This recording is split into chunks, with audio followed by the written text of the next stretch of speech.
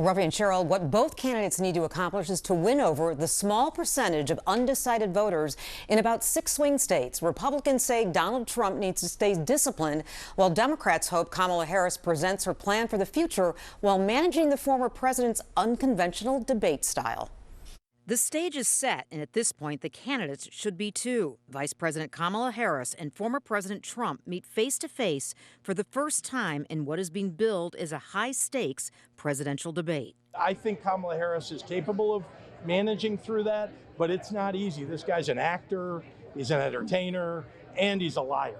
Governor J.B. Pritzker says Harris has the tall order of articulating her plan while managing expected falsehoods coming from Trump. From his own debate experience, the governor says it's difficult to debate and fact-check at the same time. Every time something comes up, are you going to counter what they're saying and point out what a lie it is, or are you going to use your short minute or 2 minutes to talk about what your plans are? While the former president is not a traditional debater, Pritzker calls Trump a great debater because he wins by disrupting.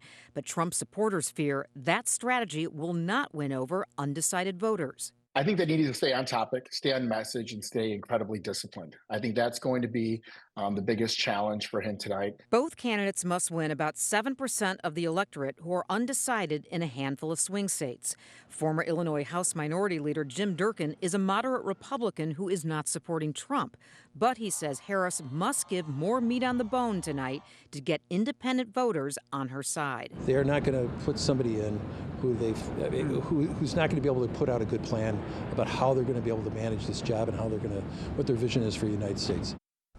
Tonight's debate is not just the first between Harris and Trump, it may be the last. So far, there are no other scheduled debates between both candidates, so the stakes are especially high, especially for Harris, since she's only been on the 2024 presidential campaign trail for less than 2 months. A lot riding on this debate tonight, especially for her.